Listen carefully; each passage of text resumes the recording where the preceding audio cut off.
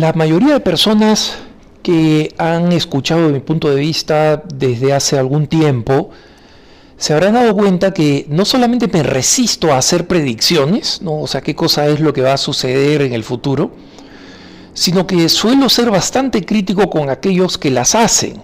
Nosotros ya hemos sido advertidos por las Sagradas Escrituras de que nosotros no sabemos ni el día ni la hora. O sea, cuándo es el fin del mundo, cuándo es el juicio final, no.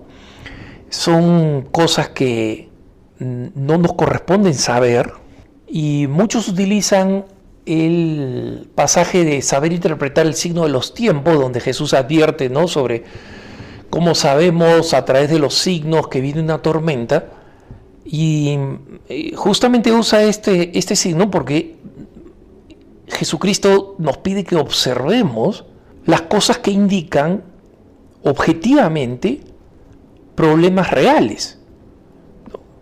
Cuando nosotros hablamos del clima, por ejemplo, el mismo ejemplo que usa Jesucristo y que hoy en día está un poco más sofisticado a través de la meteorología, sabemos que donde vienen nubes grises probablemente va a llover o va a nevar, y que, digamos, si nosotros vemos un amanecer luminoso, es posible que el día sea un día soleado, y si es durante el verano, que además de soleado sea caliente.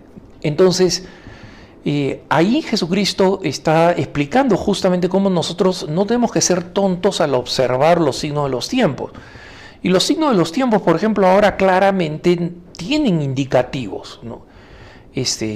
La creciente corrupción moral, la creciente corrupción económica en muchos lugares, la descomposición y en algunos lugares el fin literal del catolicismo sociológico, ¿no? Desde que vamos a misa porque mis abuelos iban a misa, y bautizo porque esto es lo que se acostumbra, ¿no? Ese es un cristianismo que todavía existe, pero que está desapareciendo. Cada vez hay más jóvenes y más personas que se declaran básicamente no religiosas, ¿no? En Estados Unidos, por ejemplo, por primera vez en la historia, el número de personas que van al templo de cualquier religión, ¿no?, de católicos, evangélicos, etcétera, por primera vez bajó del 50%. Estados Unidos siempre ha tenido el porcentaje más alto de asistencia a templos, ¿no? Es una población de bastante práctica religiosa de esta naturaleza. Entonces, mucha gente dice: oye, mira, el número de personas que se declaran católicas, el número de católicos ha estado bajando en México con las recientes cifras, ha estado bajando en toda América Latina, el número de católicos en Brasil ha caído catastróficamente. Esto es bastante relativo, ¿no? Porque más que personas que han dejado de ser católicos, tenemos personas que nunca fueron católicas, que cumplían con los ritos, y cuando les pasaban por la encuesta les decían: yo soy católica, ¿no? Y creo que alguna vez conté esta historia, pero si no la he contado, será la primera vez. Pero recuerdo que cuando yo era bastante joven y estaba con mis amigos en mi barrio, estábamos en su casa, y mi amigo tenía una hermana mayor, bastante mayor que nosotros, y que estaba metida de cabeza pues en lo que había de movimiento hippie en Lima en esa época, ¿no? Entonces era una convencida del amor libre, de fumar marihuana, que era, digamos, por esa época la primera vez que vi marihuana, ¿no? Y que fumaba marihuana. Y esta hermana mayor estaba allí en su casa, ¿no?, fumando marihuana, donde estábamos nosotros jugando, cualquier cosa, porque era relativamente chiquillo, calculo que 12, 13 años, ¿no? Y en eso tocan el timbre, y nosotros por una ventana nos asomamos a ver quién toca el timbre, y por otra ventana sale esta hermana, ¿no? Y eran unos evangélicos que estaban tocando el timbre y que querían pues predicar, ¿no? Entonces esta hermana hippie le dice a estos evangélicos: no tengo nada que hablar con ustedes porque en esta casa somos bien católicos, ¿no? Y yo, digamos, en esa época no había sido formado en la fe, no practicaba, no sabía nada, ¿no? Pero sí sabía lo que era ser católico y en mi mente, pues, o sea, no era una hippie, digamos, de amor libre y marihuana, ¿no?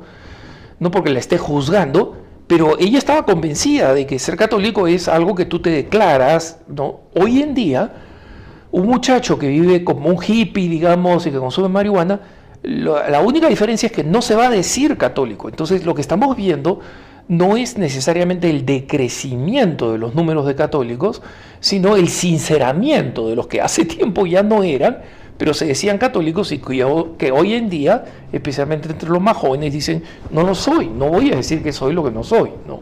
Pero viene al caso de cómo esos sí son signos evidentes que nosotros podemos ver.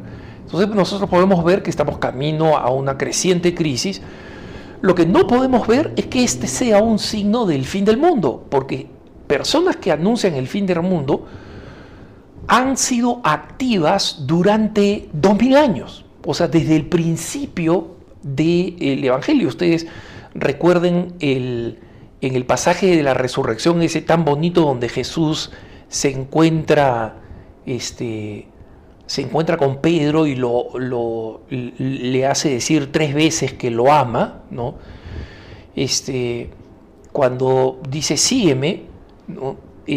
San Juan, el discípulo amado, viene atrás y en ese pasaje del Evangelio Pedro medio que protesta, Señor, y dice, ¿no? Y Jesús dice, ¿a ti qué te importa? Que vengas, y yo quiero que él esté vivo hasta la segunda venida, o sea, va a estar vivo, ¿no? Y el mismo pasaje del Evangelio dice, eso llevó a muchos a creer que Jesús iba a volver antes de que muriera el discípulo, o sea, antes de que muriera Juan, ¿no? Entonces, esta inminencia del fin del mundo ya existía en los tiempos del Evangelio, cuando Juan estaba vivo, cuando estaba viejito, ¿no? En Patmos, en la isla de Patmos. Ahí probablemente todos los que creían en esto estaban asustados porque decían, se muere el viejito y se acabó todo, ¿no? O algunos incluso tenían más bien esperanza. Oye, ¿sabes qué? Las cosas ya están tan feas, nos están persiguiendo, había comenzado las persecuciones, por eso que Juan está y muere en Patmos, ¿no? En esta isla prisión, básicamente. Entonces, muchos decían, bueno, ¿sabes qué? Que ya toda esta persecución se acabe y que finalmente venga Jesús. Entonces, hay 2 cosas en los pronósticos y las predicciones que a mí me parecen que son completamente censurables. Primero, en los pronósticos, las personas que hacen pronósticos diciendo, desde el punto de vista secular, ¿no? Que dicen, este político va a ganar, esto va a suceder con la proyección económica, etcétera, y que la hacen simplemente como, entre comillas, expertos, lo he dicho en otras ocasiones, lo repito ahora, deberían ser personas que comprometan algo cada vez que hacen un pronóstico. Porque yo veo grandes comentaristas en la prensa secular norteamericana, por ejemplo, y estos comentaristas los vengo escuchando hace 20 años o más, diciendo pues que esto es lo que va a pasar, esto es lo que va a pasar, esto es lo que va a pasar, en términos de políticas, de situación económica, de decisiones de la Corte Suprema, etc. Y en la gran mayoría de los casos, estas personas no le han acertado. Entonces, ¿por qué siguen pronosticando? Porque no les cuesta nada, ¿no? No pierden su trabajo cuando dicen algo que está mal. O sea, un arquitecto que diseña algo mal y después se viene abajo, pierde su trabajo. Un médico que hace una mala práctica pierde su trabajo, o por lo menos pierde su prestigio. Entonces, muchos de los comentaristas que hacen pronósticos no pierden nada, y deberían perder algo, deberían perder el trabajo, deberían recibir una reducción de su salario por un mes, por un par de meses, y en consecuencia serían más cuidadosos, ¿no? Pero en el ámbito cristiano, en el ámbito católico, nosotros no podemos aceptar ningún pronóstico que no haya sido considerado válido por la Iglesia Católica. Y ojo, la Iglesia Católica puede reconocer el valor y la ejemplaridad de algunas vidas cristianas, ¿no? Pero eso no significa que si estas personas cristianas han hecho algún tipo de pronóstico o de descripción del pasado, que eso la Iglesia la acepte como palabra revelada, como verdadero, ¿no? Y les confieso, hace unos 6 años o tal vez un poquito más, me interesé por leer algunos místicos o supuestos místicos, porque digamos todavía no han sido beatificados por la Iglesia, ni siquiera beatificados. Algunas causas han sido introducidas, pero están ahí durmiendo 100, 200 años, que han hecho, que han pronosticado el futuro, lo que iba a pasar, ¿no? Y lo que veo en común es que muchos de estos que son supuestos videntes aseguran que una catástrofe, ¿no?, el fin del mundo o el inicio de una gran persecución masiva, pero fundamentalmente una catástrofe es inminente. Y sin embargo, ninguno de ellos coincide en cuáles son los hechos, o sea, qué es lo que va a suceder, cómo va a ser la catástrofe. Unos hablan de un meteorito, otros hablan de que el demonio va a surgir directamente de los avernos. Y la otra característica de estos pronósticos es que todos dicen que en su propio país va a ser el país que se va a ver salvado por la devoción de los que están allí, ¿no? Hay una vidente costarricense que dice que América Latina, que se va a volver hacia Dios y se va a salvar, ¿no? Y va a ser la fuente de nueva evangelización. En las décadas del 2000 había un sacerdote polaco que iba, o sea, poco antes del 2000, había un sacerdote polaco, algunos de las personas que me están escuchando en América Latina lo deben recordar, porque iba prometiendo que Polonia se iba a salvar, digamos, de esta gran catástrofe mundial. Otros videntes, un par de ellos de origen francés, dicen que Francia es la que se iba a salvar. Una supuesta aparición y revelaciones en España dicen que España es la que se va a salvar.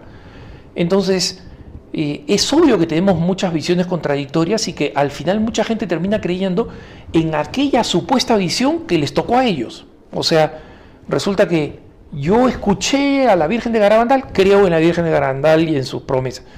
Yo escuché a esta supuesta profetisa, ¿no?, o este otro profeta, entre comillas, de este sitio, y les creo a ellos, porque de verdad creo que lo que están diciendo es de Dios. Miren, hermanos, hay personas que pueden decir cosas muy edificantes, ¿no?